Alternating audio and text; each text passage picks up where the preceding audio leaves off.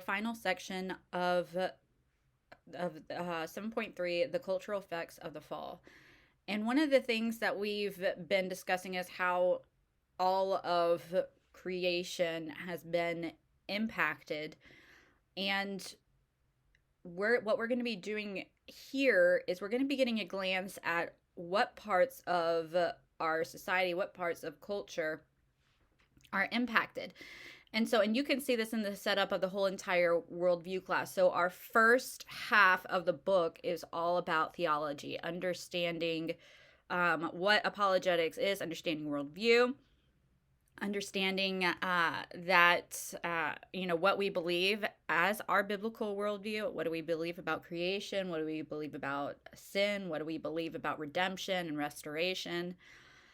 This the second half of the class is going to be focusing more in depth on these areas that we're going to be covering today. All right, so excuse me. So let's look at this idea of societal institutions. So whenever we're talking about culture, this is an important concept to understand, is because when we're talking about societal institutions, we're talking about a set of customs and laws for a social order. So basically, how does a culture form socially?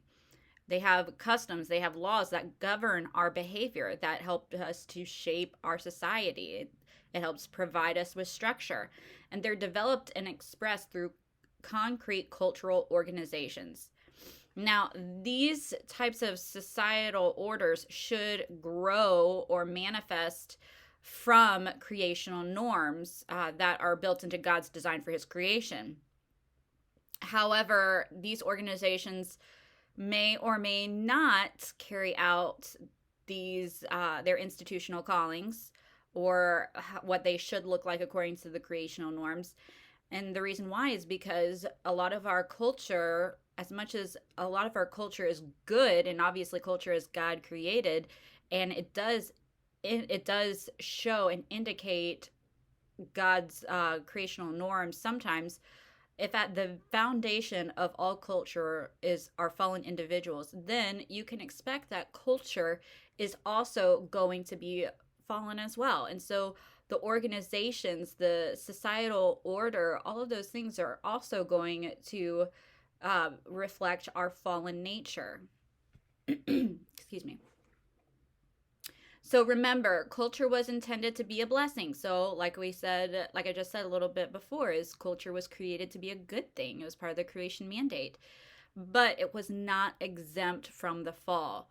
So culture, laws, customs are going to be influenced by the fall. And what may have taken 2 centuries to build could fall quickly into ruin. And so, for example, you look at uh,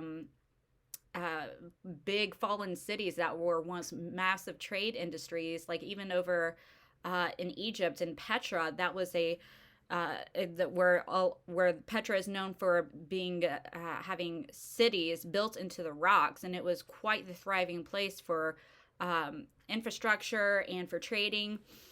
And it took 2 centuries for it to be built into this huge, amazing place.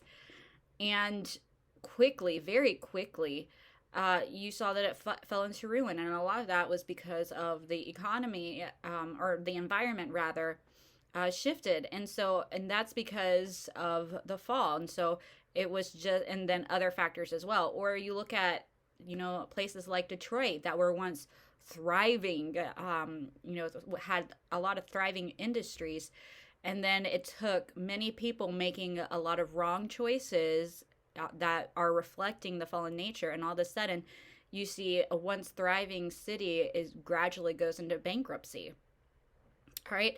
So these developed and developing nations can very easily and very quickly regress into a pre-world status. So as much as they were successful before and very blessed, our culture is not exempt from the choices that one single person may make.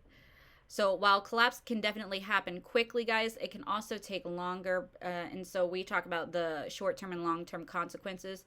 And so just like you can make one financially really bad decision and then lose everything, you take that gamble. If you decide to, do risky ventures, slowly and in small doses, those can also accrue.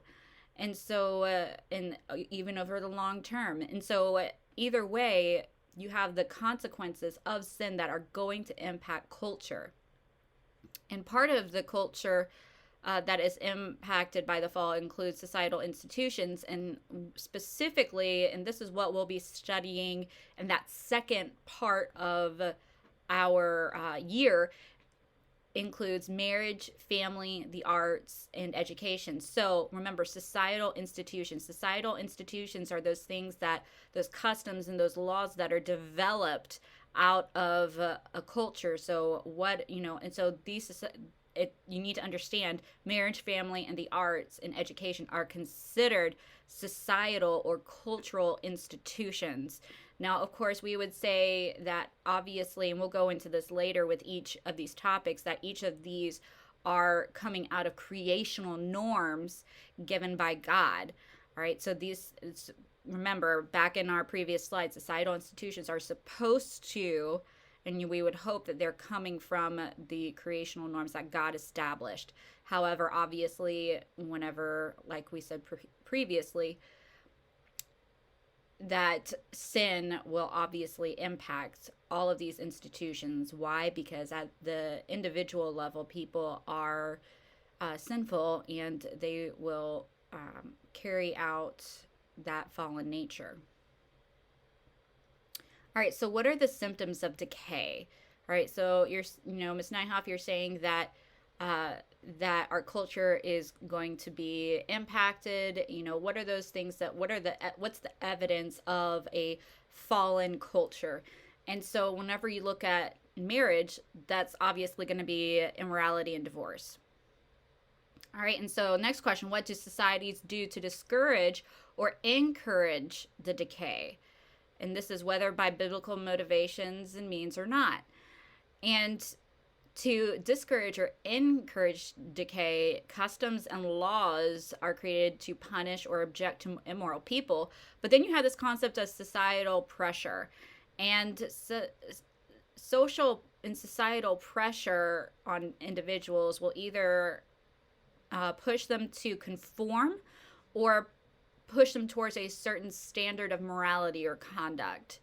Right. So, and that's where you can get, okay, well, if you're discouraged towards that standard of conduct, you're facing that societal pressure to conform to what society says is correct. Another thing is societies that remove objections no longer deem the behavior to be unacceptable. And instead, it eventually becomes the new norm. And so basically, one of the things that could be is, whenever it comes to marriage, is this idea of, is marriage even necessary whenever you can just have people who live together? And, if marriage is just a government contract, then, why not? We'll go over that a little bit later on. But in our culture, and we've talked a little bit about this as well, is that some things literally begin with redefining certain concepts. Because remember, cultures formed by individuals, and individuals come together and form different customs and laws.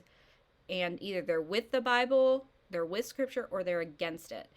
And so if they're against it, then you can have societies who create or who will object to certain creational norms and try to reestablish something else. And that does not erase the creational norm, what God intended for it to be. But what it does do is it twists it and kind of makes it into this idea of being a new norm. So what social order are you living in?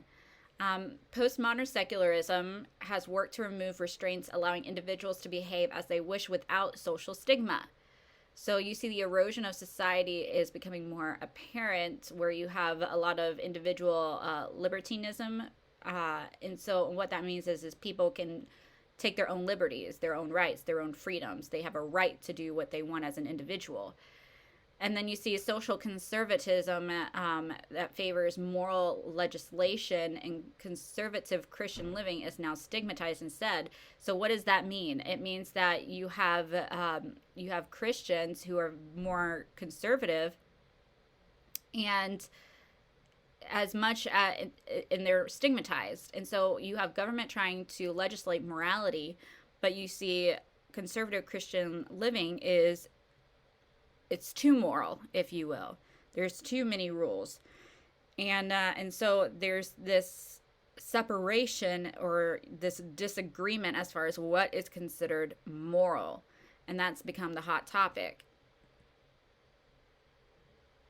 So what can individuals do then to stem the tide of decay in the realm of marriage? And when I say an individual, I'm talking about Christians here.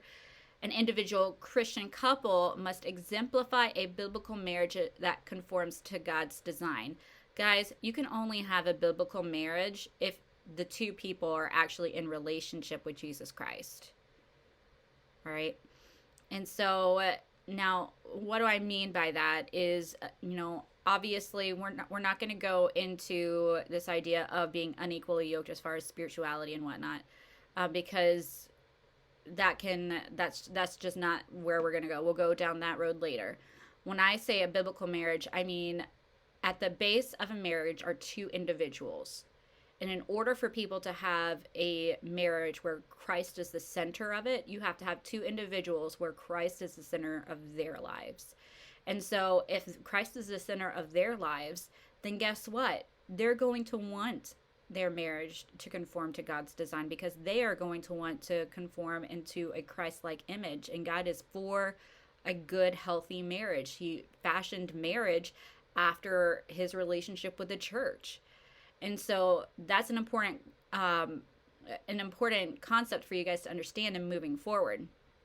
So Christians then ought to enunciate and defend the biblical worldview in the public square. So you should be able to speak out and speak confidently in public, and whenever it comes to law, and this idea of balancing love and uncompromising passion with steadfast faith and assurance of what you believe. And so where you're not necessarily, where you're being correct in what you say, you're being loving and compassionate about how you're saying it, and you should not be bound by societal obligations and perversions. And so stand firm, in other words.